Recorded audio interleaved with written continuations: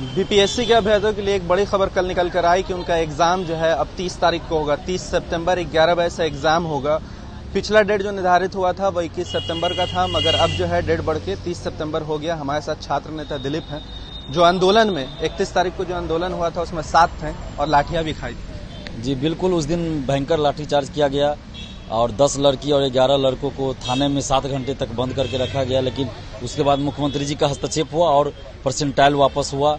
2 shift में exam वाली बात वापस हुई और 1 शिफ्ट में एग्जाम कराने की बात मुख्यमंत्री जी ने कही और वही बात लागू हुआ। फिर उसके बाद 21 सितंबर को एग्जाम लेने की बात हुई, वो भी 12 दिन पहले नोटिस दिया गया। इसके चलते हुआ कि यूपीएससी मेंस के बीच में ये डेट पड़ रहा था और जो लोग बाहर हैं, जो जॉब में है, आर्मी एयरफोर्स है, उन लोगों को छुट्टी नहीं मिल रहा था। कम से कम 15 दिन चाहिए समय। तो इसलिए हम लोग की ये मांग थी कि आप यूपीएससी मेंस के बाद या अक्टूबर प्रथम सप्ताह में आप एग्जाम लीजिए। तो इसको फिर मुख्यमंत्री जी के हस्तक्षेप के बाद ही बीपीएससी ने कल नोटिस जारी किया और 30 सितंबर को एग्जाम लेने की बात है।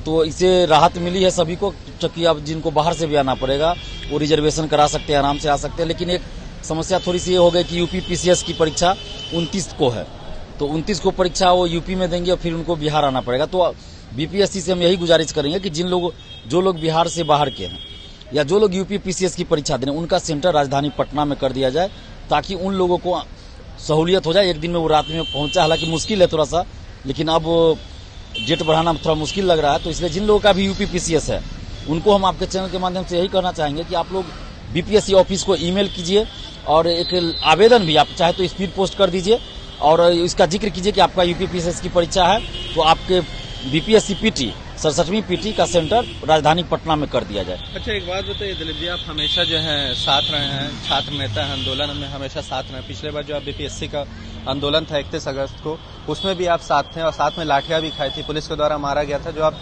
हड़ताली मोड़ पे गिर गए थे लाठियां खाने के बाद। ऐसा क्या आ रहा है बार बार कि घोटाला हो जा रहा है, कभी एग्जाम का डेट चेंज करना पड़ रहा है, कभी 2 शिफ्ट में करना पड़ रहा है, परसेंटाइल सिस्टम लागू करना, जिसकी वजह से छात्र काफी नाराज चल रहे हैं। ऐसे क्यों कर रही है आखिर सरकार? देखिए, सरकार को कहीं न कहीं इस पे ध्यान देना चाहिए और हम धन्यवाद देते हैं अभी जो नीतीश कुमार जी ने और तेजस्वी यादव जी ने ध्यान दिया है इस तरफ, इसके लिए हम उनको धन्यवाद देते हैं। नहीं तो इससे पहले कभी नहीं हुआ। हम लोग भी बहुत आंदोलन करते थे तो सरकार कोई एक्शन नहीं लेती थी।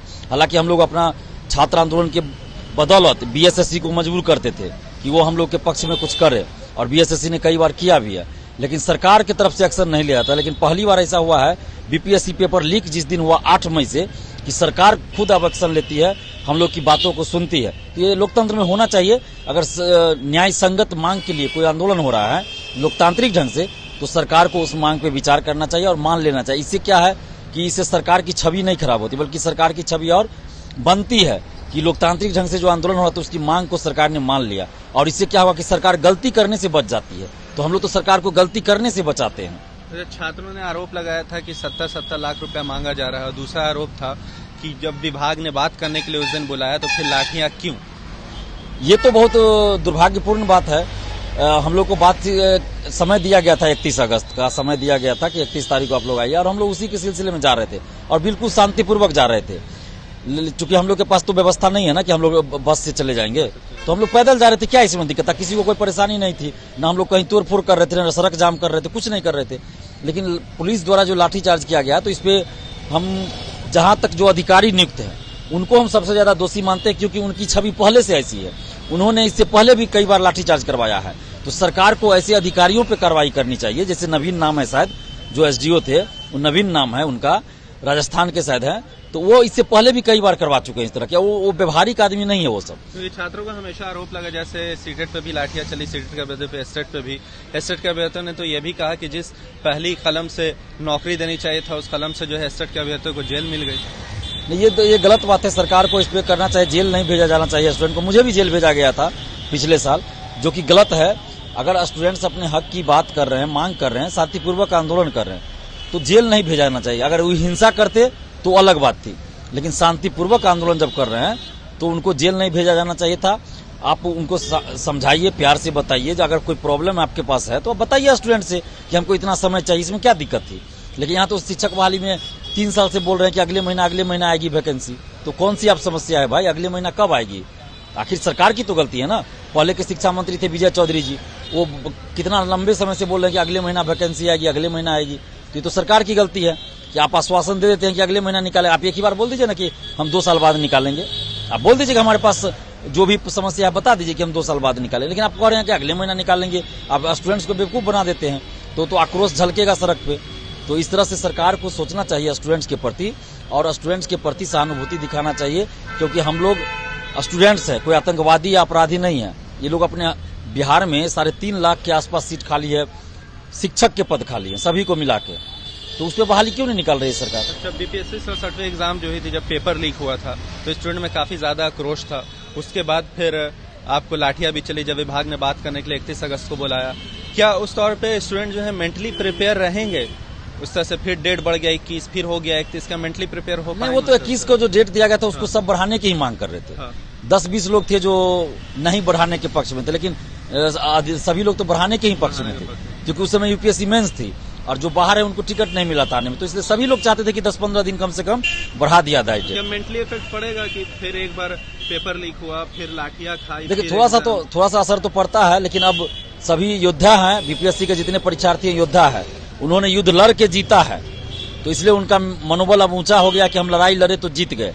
अगर नहीं जीतते तब मनोबल गिरता, लेकिन हम लोग जीत चुके हैं, इसलिए सभी परीक्षार्थी का मनोबल ऊंचा है। और हम उम्मीद करते हैं आपके चैनल के माध्यम से कि मनोबल ऊंचा ही रखे, और जितना समय अभी बचा है उसमें अच्छा से तैयारी करे। जैसे बिहार स्पेशल, बिहार का हिस्ट्री ज्योग्राफी से रहता है, उसको पढ़ ले।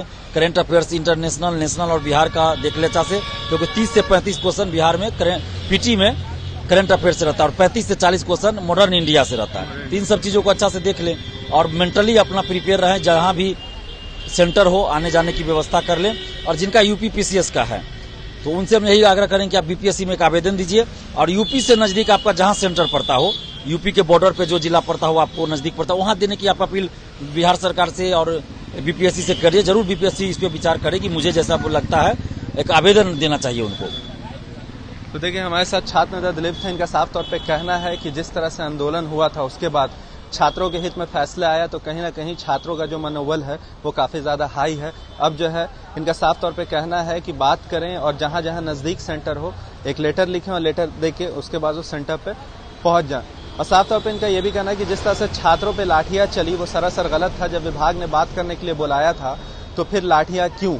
साफ तौर पे आरोप लगा रहे हैं एसडीओ पे छात्र नेता दिलीप जो है साफ तौर पे आरोप लगा रहे हैं कि जबरदस्ती जो है उन पे लाठियां चलाई गई, और जिस तरह से सीटेट और एसटेट के अभ्यर्थियों की गिरफ्तारी भी हुई, ये भी सरासर गलत है। आपको बता दें कि 4 छात्रों को 4 धाराएं लगाकर जेल भी भेज दिया गया, जिसमें एक छात्र जो है वो भूख हड़ताल पे भी जेल में बैठे हुए हैं। इसी तरह की तमाम बड़ी खबरों के साथ आप हमारे साथ जुड़े रहें। तब तक के लिए आपका बहुत बहुत धन्यवाद।